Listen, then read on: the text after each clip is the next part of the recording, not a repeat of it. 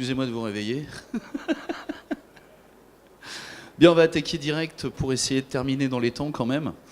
Donc bonjour, je suis toujours un petit peu étonné qu'il n'y ait pas plus de monde quand on parle un peu de prospective et notamment de ce qui peut se passer dans le futur. Par contre, je constate que ceux qui sont là doivent être parmi les meilleurs, donc voilà, donc c'est ceux en tout cas qui s'intéressent le plus à ça. Donc je m'appelle Thierry Grumiaux, je travaille à la FNTR. La FNTR, c'est l'organisation professionnelle leader du domaine du transport de marchandises. On représente 44% des entreprises de transport qui sont couvertes par l'ensemble de la convention collective. Un peu plus de 227 000 salariés. On a 4 700 adhérents qui sont essentiellement dans le transport routier, dans la logistique et d'autres activités. Moi, pour ma part, je m'occupe plus particulièrement de tout ce qui est international, douane, logistique et nouvelles technologies. Et ce que je vous propose aujourd'hui, c'est un petit peu de... Allez, on va jouer un petit peu à Jules Verne. On va essayer de voir un petit peu ce qui va se passer, non pas forcément à l'horizon 2025. Je pense qu'on serait plutôt vers l'horizon 2030 et je vous expliquerai pourquoi après. Alors, j'ai choisi en fait un certain nombre de choses, de technologies en tout cas, qui vont arriver ou qui sont déjà parmi nous et qui vont venir impacter les chaînes logistiques, mais pas que. Juste pour vous rappeler une petite chose quand même, 99% des besoins de la population française sont aujourd'hui acheminés par un camion. Donc quelque part, les évolutions technologiques qui vont être mises en place au sein du transport routier, ça va impacter aussi quelque part vos métiers et vos activités. Autre chose importante aussi qu'il faut garder en tête, c'est qu'à l'horizon 2030, donc c'est vraiment demain, 2030, 50% des métiers qui existeront en 2030 ne sont pas encore connus aujourd'hui. Ça veut dire quoi? Ça veut dire que tout simplement, les métiers vont évoluer. L'emploi ne va pas se réduire.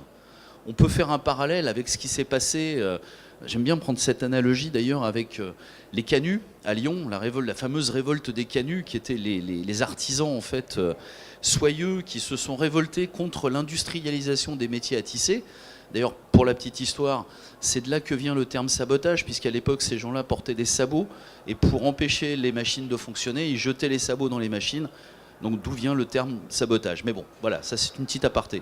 Mais donc on est en train effectivement aujourd'hui, je dis bien aujourd'hui, de vivre presque une 4e révolution industrielle, et cette révolution industrielle aujourd'hui, elle est essentiellement basée sur du numérique. Tout le monde, je pense que parmi vous, même si vous n'êtes pas nombreux, mais vous avez tous des smartphones, vous utilisez tous des ordinateurs, vous utilisez tous un certain nombre d'objets, sans forcément d'ailleurs les utiliser à 100% de leur capacité. Mais néanmoins, il faut bien comprendre qu'aujourd'hui, on vit dans un monde numérique et il va falloir se l'approprier. Chose importante, c'est que si vous ne vous appropriez pas ce monde maintenant, c'est d'autres personnes qui vous imposeront leurs solutions. Les autres personnes auxquelles je pense, ce sont notamment ce qu'on appelle vulgairement les GAFA, Google, Amazon, Facebook, Apple, etc. Mais il n'y a pas que, parce que là on parle des entreprises américaines, mais on a aussi tout un tas d'entreprises asiatiques qui aujourd'hui sont en train de prendre le pas sur un certain nombre de choses et risquent à terme d'imposer un certain nombre de standards. Donc si vraiment vous, les entreprises, et nous les transporteurs, on n'est pas en capacité aujourd'hui de prendre la main et de s'approprier ces technologies, clairement demain on vivra sous la coupe, ce qui est déjà un peu le cas d'ailleurs, mais on vivra encore plus sous la coupe de ces gens-là. Alors j'ai choisi donc un certain nombre de tendances dans les nouvelles technologies. La première, ne sont pas forcément dans l'ordre, hein, mais la première ça va être les objets connectés, ce qu'on appelle l'IoT. Ça c'est pour demain, c'est pas encore pour tout de suite, c'est pour demain. C'est quoi l'IoT? C'est tout simplement la capacité d'avoir une communication entre un objet qui est en mouvement et puis un contenant ou une entreprise qui elle-même a envoyé cet objet. Et grâce à l'IoT, on va pouvoir effectivement tracer ce produit, mais non seulement ça, on va pouvoir aussi s'assurer que la température est bonne, qu'il n'y a pas eu de choc, que la température est restée constante pendant effectivement tout le processus du transport, et puis plein d'autres choses effectivement qui vont pouvoir effectivement être liées par cette technologie. Donc ça va être vraiment un bouleversement. La deuxième, alors ça ne vous intéresse pas forcément directement dans le domaine alimentaire, mais c'est bien évidemment l'impression 3D. On est déjà dedans. même si effectivement les imprimantes 3D aujourd'hui ne sont pas encore très démocratisées, mais néanmoins on est déjà dedans. On est aujourd'hui en capacité de réaliser, grâce à des imprimantes, un certain nombre de choses qu'on ne pensait même pas possible il y a quelques mois en arrière. Auparavant, c'était uniquement du plastique qui était utilisé. Maintenant, on utilise tout un tas de matériaux qui permettent effectivement de faire un certain nombre de choses. Et on pense même d'ailleurs pouvoir être en capacité très rapidement, d'ailleurs je me demande si ce n'est pas déjà le cas, via une imprimante 3D, de reproduire des tissus humains, de la peau en fait, qui pourraient effectivement servir dans le cadre de greffe. La robotique et la réalité augmentée, bah oui, ça aujourd'hui, ça c'est déjà le cas aujourd'hui. Dans les entreprises de logistique, on a de plus en plus de robotisation. Cette robotisation, par contre, elle n'est pas à prendre du côté négatif, elle est à prendre plutôt du côté positif, puisqu'elle répond aussi à un besoin des entreprises d'améliorer en fait les conditions de travail dans les entreprises et donc de répondre à la pénibilité. Aujourd'hui, quelqu'un qui est un préparateur de commandes, enfin avant plutôt, quand il était préparateur de commandes, il fallait qu'il aille chercher un colis dans un rack à une certaine hauteur, qu'il le manipule, etc. Il le manipulait plein de fois, il se baissait, etc. Aujourd'hui, ce sont les colis qui viennent à lui, via des robots. Et de plus en plus, ces robots, effectivement, sont de plus en plus, je dirais, performants et sophistiqués, et vont permettre, effectivement, même de reconnaître, ça commence à être le cas aujourd'hui, mais on va reconnaître un objet identique, mais de couleurs différentes. C'est-à-dire qu'aujourd'hui, si la forme de l'objet est différente, le robot est en capacité de le reconnaître. En plus, les robots aujourd'hui ont une capacité d'auto-apprentissage via justement les systèmes numériques. Aujourd'hui encore, il y a eu des expériences qui ont été faites et qui sont menées, qui vont permettre sur certains types de produits qui ont la même forme mais qui ont des couleurs différentes, que le robot ne se trompe pas. C'est-à-dire qu'il va bien aller prendre l'objet jaune et pas l'objet rouge, alors que c'est exactement la même forme. Les véhicules autonomes et les drones, ça aussi. Alors les drones, c'est quelque chose qui existe aujourd'hui dans les entreprises. On s'en sert pour faire les inventaires dans les entrepôts, on s'en sert même pour livrer des colis. UPS, par exemple, aux États-Unis, a fait un certain nombre d'expérimentations avec des drones qui sont sur le toit des véhicules de livraison. Alors aux États-Unis, c'est plus facile parce qu'il y a des grandes lignes droites et des grandes avenues. Mais par contre, il peut y avoir des livraisons qui sont à faire dans des maisons qui sont relativement éloignées de cette grande avenue. Et donc aujourd'hui, le véhicule est obligé de faire, non pas un détour, mais il est obligé de reprendre la rue, d'aller déposer le colis, de revenir sur la route et de reprendre sa route. Grâce aux drones, en fait, aujourd'hui, on a des drones totalement autonomes. Le conducteur qui est dans son véhicule, lui, il continue sur sa grande avenue. Il déclenche, en fait, avec un bouton, le drone qui prend le colis, qui va le livrer à l'adresse qui lui est indiquée, et le drone revient sur le véhicule automatiquement, qui est toujours en mouvement. Et donc, pendant ce temps-là, il va se recharger, et puis on va partir effectivement sur autre chose. Ça, c'est pas du tout de la science-fiction, c'est du réel. Le véhicule autonome, c'est pareil. Vous en entendez parler aujourd'hui au niveau... Alors malheureusement, il y a eu un exemple, je crois que c'est hier, avec un véhicule particulier qui a malheureusement renversé une piétonne, je crois, aux États-Unis, en Arizona. Bon, on n'a pas encore les résultats de l'enquête, mais enfin, ce qu'il faut quand même savoir, c'est que les véhicules autonomes, aujourd'hui, il y en a quand même un certain nombre. Alors, véhicules particuliers, j'entends. Il y en a quand même un certain nombre qui circulent aujourd'hui, sans que vous le sachiez ou sans que vous vous en rendiez compte. Mais aujourd'hui, on est même sur le poids lourd autonome. On est en train de voir des expérimentations sur le poids lourd autonome. On a des expérimentations en cours qui ont déjà été faites et qui sont en cours aussi en France, sur non pas du poids lourd totalement autonome, mais sur ce qu'on appelle du platooning. C'est quoi le platooning? C'est tout simplement des convois de camions. Alors aujourd'hui, c'est limité à 3 camions de même marque, mais ça va évoluer. Et ce sont des camions qui se suivent en fait avec un espace de 0,5 secondes. L'avantage, c'est quoi?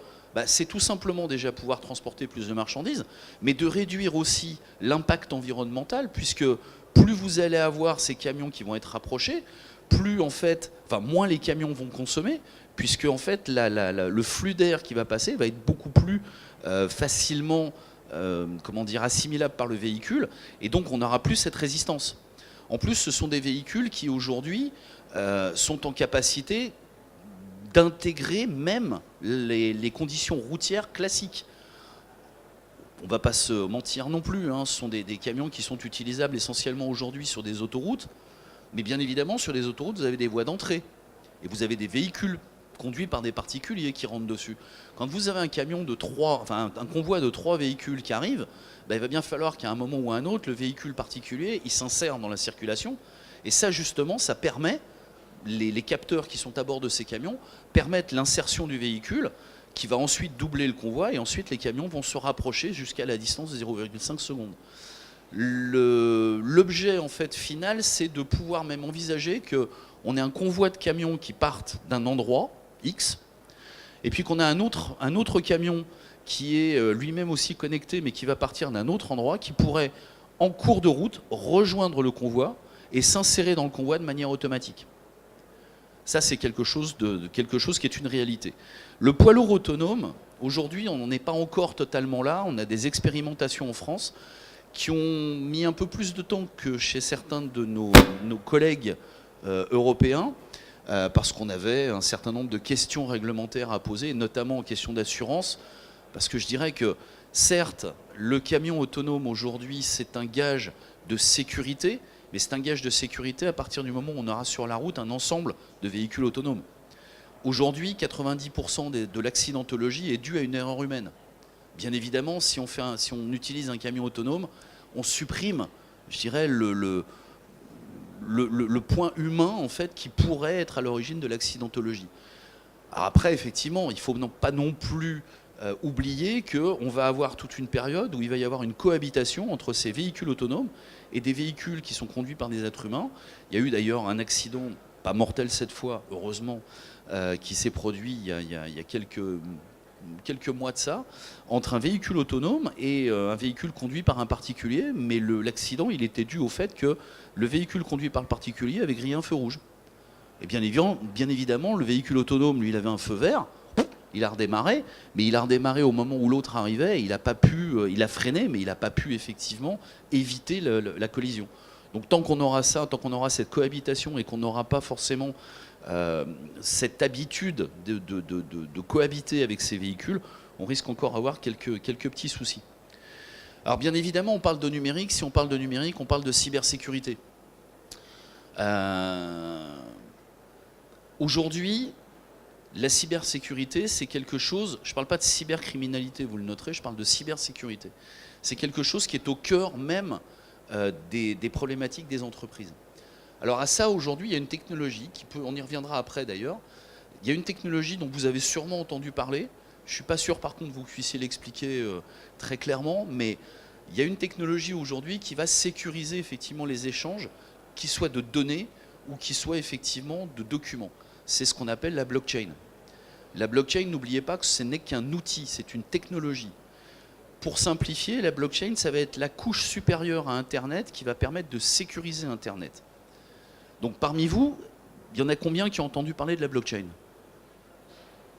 Quasiment tout le monde. Non mais il n'y a pas de problème. Hein. Qui est en capacité de m'expliquer ce que c'est qu'une blockchain? Ah, il y en a une. Alors moi je vais essayer de vous l'expliquer d'une manière très simple. J'aime bien prendre cette analogie. Vous prenez une famille, donc le père, la mère, et puis avec 4 enfants. Elle n'est pas de moi cette analogie-là, hein, mais je l'ai trouvée vraiment parfaite. Il y a une problématique toujours dans une famille comme ça, c'est qui fait la vaisselle et qui ne l'a pas faite. Et bien évidemment, toujours les enfants, il y en a un qui dit ouais, moi je l'ai faite, mais non, tu ne l'as pas faite. Enfin, c'est des guéguerres à n'en plus finir. Et un jour, le père de famille, il en a un peu assez, et il se dit il faut que je trouve une solution pour régler ce problème. Et donc, il prend un tube en plexiglas transparent qui fixe solidement dans le sol. Le tube en haut est ouvert. Il le ferme avec 4 cadenas.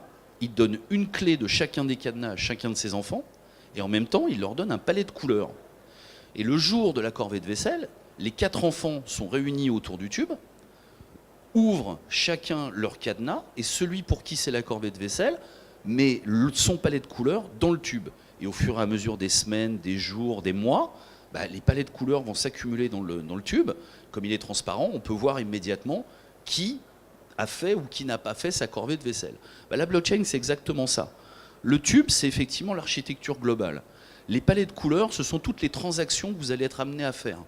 Et puis, bien évidemment, les 4 cadenas, vous comprenez bien que pour pouvoir valider la transaction, en l'occurrence valider le fait de faire cette corvée de vaisselle, il faut le consensus des 4 personnes qui sont concernés par l'opération. Alors vous allez me dire, bah oui, mais s'il y en a un qui veut pas faire sa corvée de vaisselle, il n'est pas là ce jour-là. Bah, je vais vous répondre très simplement. Dans ce cas-là, il n'y a que 3 cadenas qui peuvent être ouverts. Il y en a un qui ne peut pas être ouvert, donc la transaction n'est pas validée. Et c'est en ça que la blockchain va permettre une sécurisation des échanges beaucoup plus importante que tout ce qu'on connaît aujourd'hui. Si on met ça au niveau du transport, la blockchain va permettre d'automatiser, elle va permettre de sécuriser un certain nombre d'échanges et de données. On parle de l'aide de voiture électronique aujourd'hui, par exemple, qui est une vraie blockchain, parce qu'on n'est pas sur de la dématérialisation du document, mais on est sur de l'échange en temps réel d'informations et de documents justement créés électroniquement entre tous les acteurs du transport concerné, donc l'expéditeur, transporteur bien évidemment, destinataire et les transporteurs successifs. Et on est déjà sur une mini blockchain, puisque la sécurisation de l'opération se fait via des signatures électroniques qualifiées. C'est à ça qu'il faut bien faire attention. Quand on parle de signature électronique, ça aussi c'est quelque chose qui est important. Je suis sûr que parmi vous, vous avez tous fait l'expérience un jour d'un postier ou d'un livreur qui arrive avec un PDA et puis qui vous dit « Bonjour, j'ai un colis à vous livrer, signez là ». Puis il vous présente un téléphone portable ou il vous téléphone un PDA et puis vous signez avec votre doigt ou avec un stylo. Bon.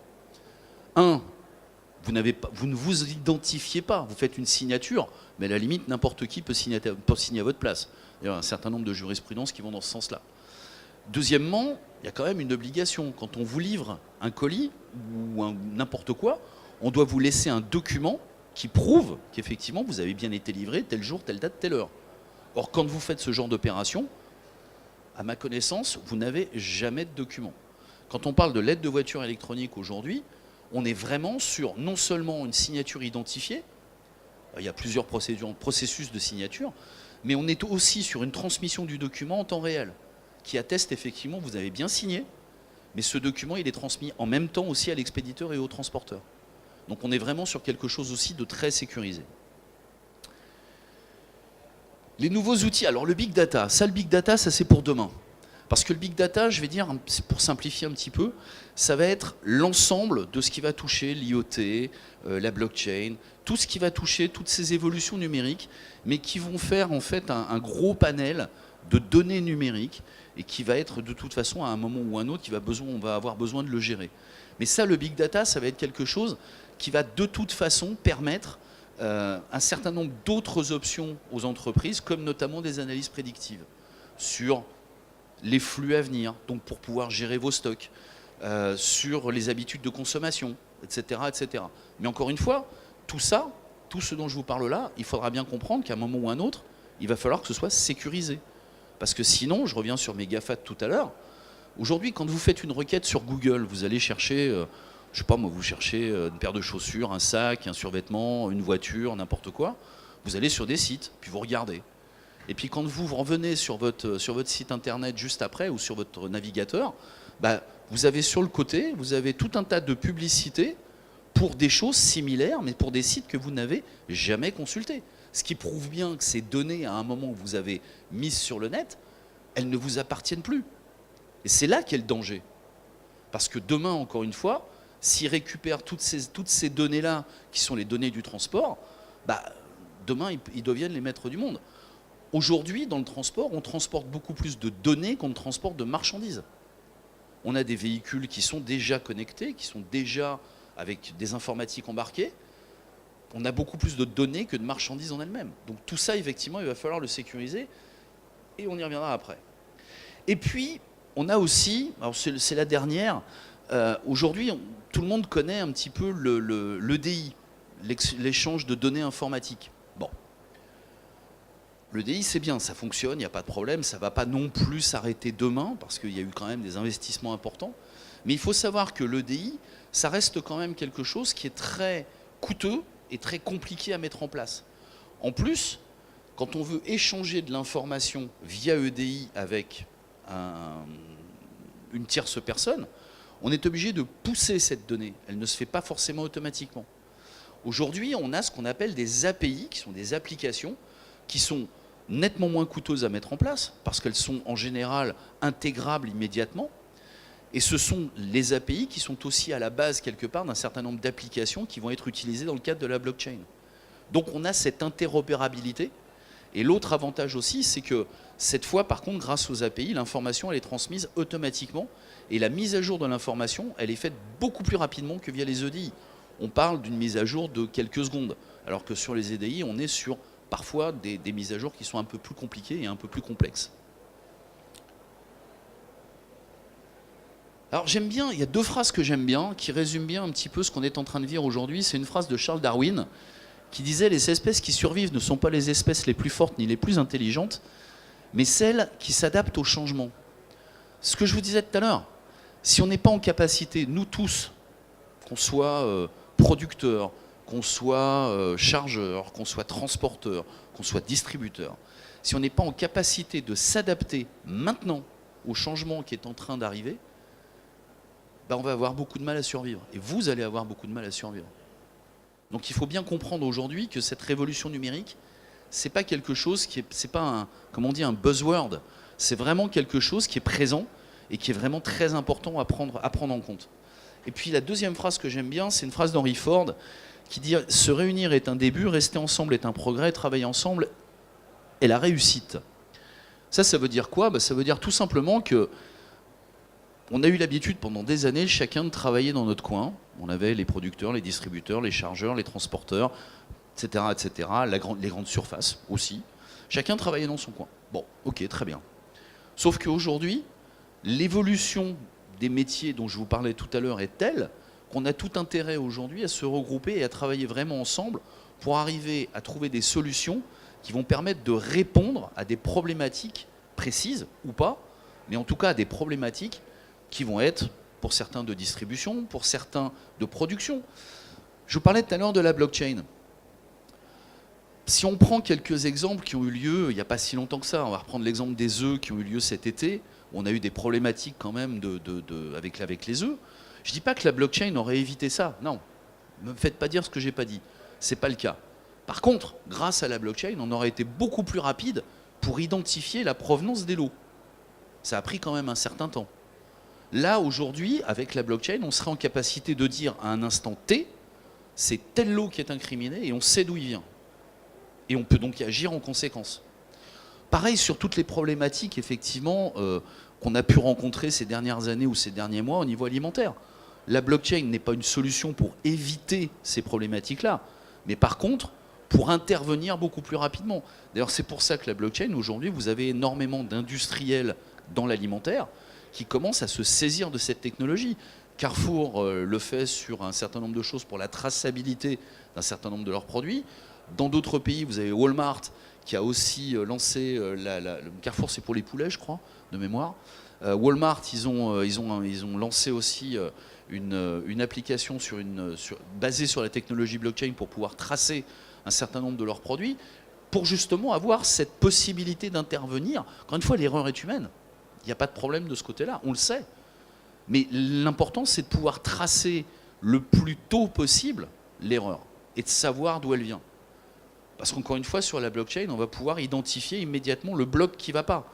Parce que si à un moment, on a un bloc qui concerne une transaction et que le bloc suivant, il y a un changement dans la transaction, on va le voir tout de suite.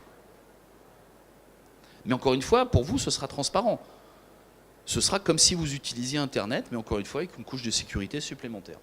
Donc nous, au niveau transport, donc voilà, bon, la blockchain, c'est donc une technologie de stockage et de transmission d'informations transparentes, sécurisées et fonctionnant sans organe de contrôle central. Ça, c'est important aussi. Alors, quand on dit sans organe de contrôle central, c'est vrai et c'est faux. Parce qu'en fait, il existe plusieurs types de blockchain. Je ne vais pas rentrer dans le détail, parce que sinon, on en aurait pour 3 heures. Mais il existe plusieurs types de blockchain. Vous avez la blockchain publique, qui est la plus sécurisée, parce que l'ensemble des gens intervenant dans la blockchain sont quelque part leur propre tiers de confiance et vont sécuriser l'opération. Mais dans ce cas-là, c'est une blockchain ouverte. Donc là, tout le monde peut voir les informations. Dans les activités de transport ou dans les activités de distributeur, ce n'est pas forcément l'intérêt. Après, vous avez une blockchain dite de type privé, où là, vous avez... C'est toujours pareil, c'est toujours un organe, enfin, c'est toujours décentralisé, mais vous avez un nombre limité de personnes qui vont effectivement pouvoir intervenir sur la blockchain pour valider les opérations.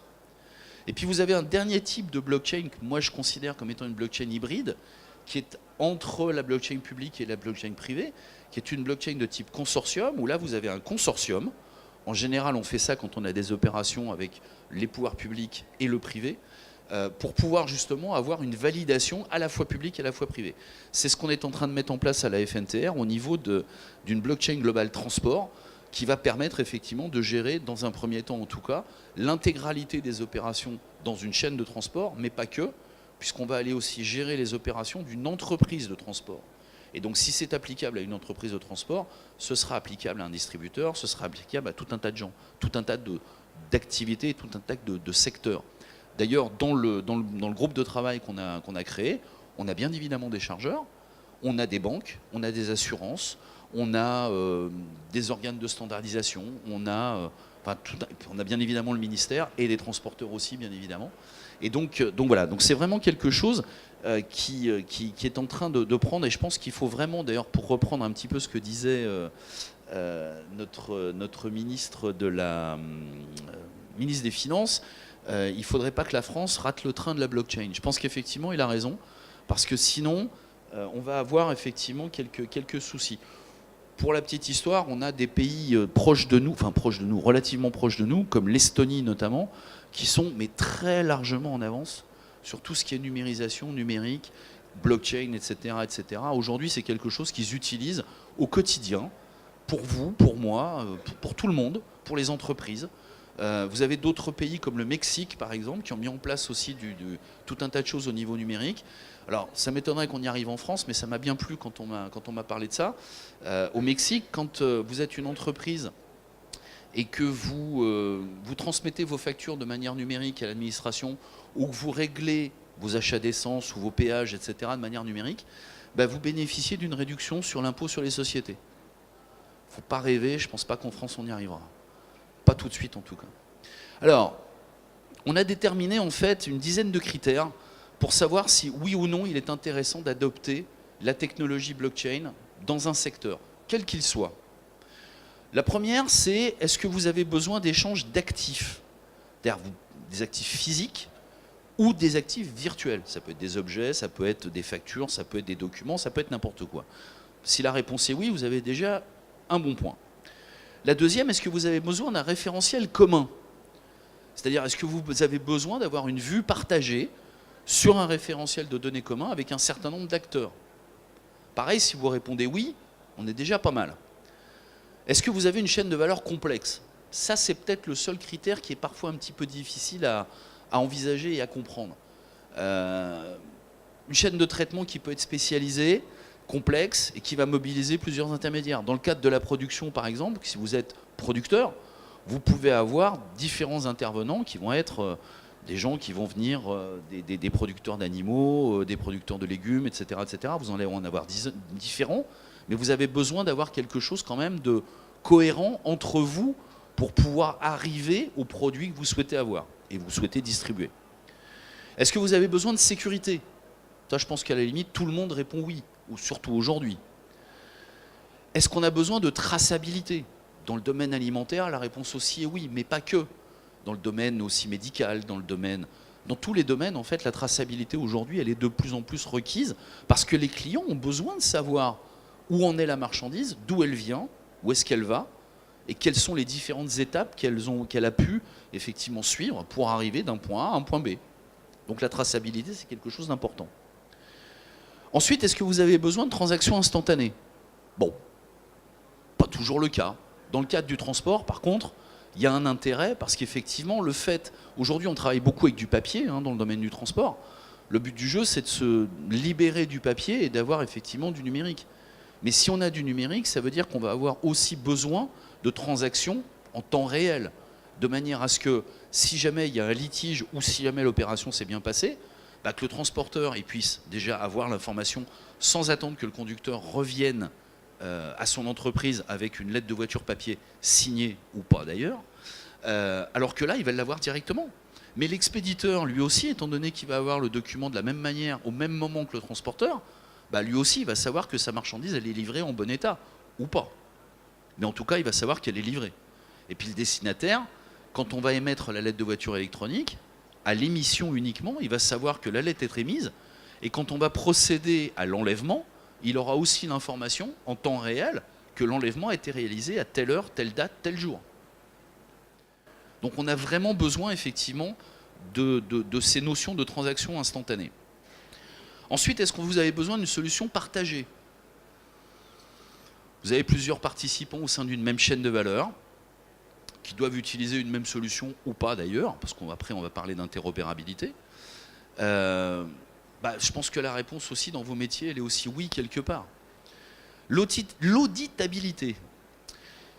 Alors ça, il faut bien comprendre aussi que est-ce que vous êtes dans des métiers qui sont soumis à une réglementation, donc quelque part vous avez des contrôles, donc quelque part vous réalisez des audits.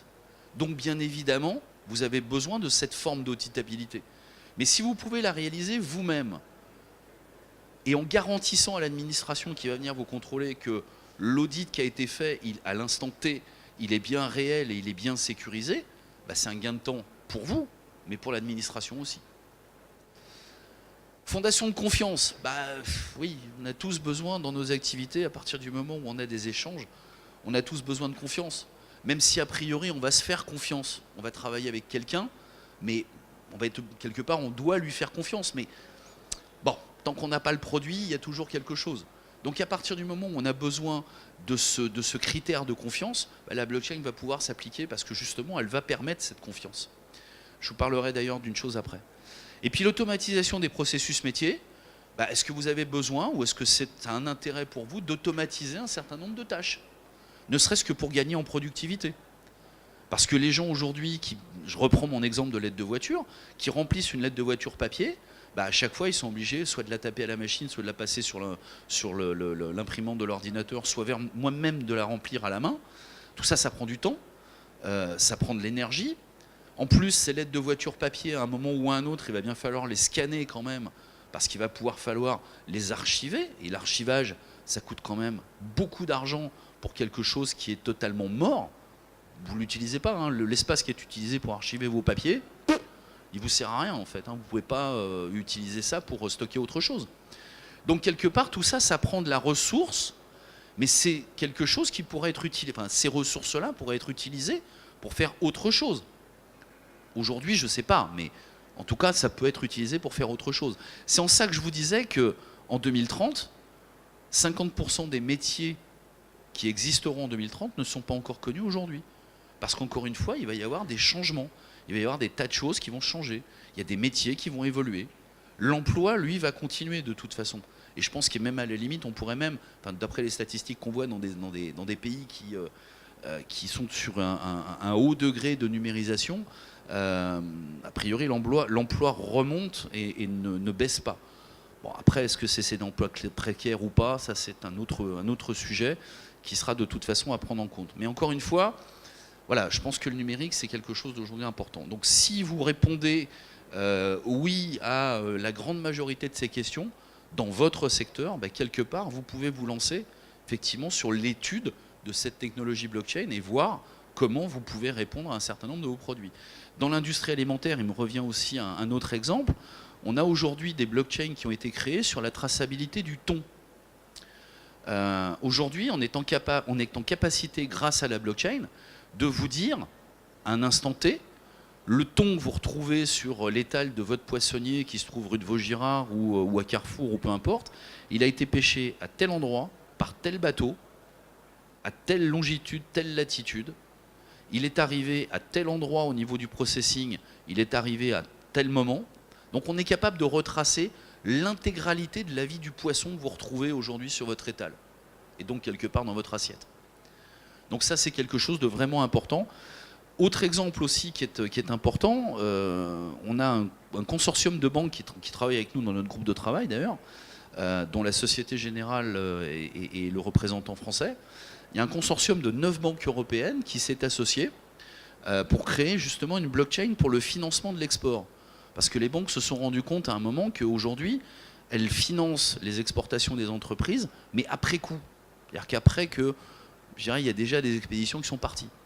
Or, l'intérêt pour développer la compétitivité des entreprises, c'est de pouvoir financer avant ou au moment, en tout cas, de la signature des contrats. Or, les banques n'avaient pas de visibilité suffisante pour pouvoir procéder à ce financement avant justement cette opération-là. Bien, grâce à la blockchain, les banques aujourd'hui sont en capacité de préfinancer des opérations et donc, quelque part, de redonner de la compétitivité aux entreprises en finançant les opérations export en avance et non pas a posteriori. Bon, je ne vais pas revenir dessus, mais ça, effectivement, c'est ce que je vous ai dit tout à l'heure. Donc, on a monté, effectivement, nous, une blockchain Global Transport, dont la colonne vertébrale est l'aide de voitures électroniques, puisque c'est quand même le contrat de transport principal. Et on a donc un groupe de travail qui réunit donc la DGTM, c'est le ministère des Transports, la DGDDI, qui est la douane, la CPME, qui est la Confédération des petites et moyennes entreprises, la CGI, qui est la Confédération générale des entreprises du gros international, la UTF pour les chargeurs, Société Générale, etc. Et on a des startups aussi qui vont se charger de l'architecture même de la blockchain, de manière à ce que ce soit intégrable et intégré le plus facilement possible et le plus transparent possible dans les systèmes. Bon, ça, je vais vous passer là-dessus. Voilà, donc ce que je voulais vous dire au niveau de la logistique 2025, donc on est vraiment sur quelque chose, une révolution numérique qu'il va falloir vraiment saisir. Donc je ne sais pas si vous avez des questions, je suis à votre disposition. On a encore 10 minutes. Non, il n'y a pas de questions? Pas curieux? C'est étonnant ça. Vous êtes timide ou alors il est tard ce soir?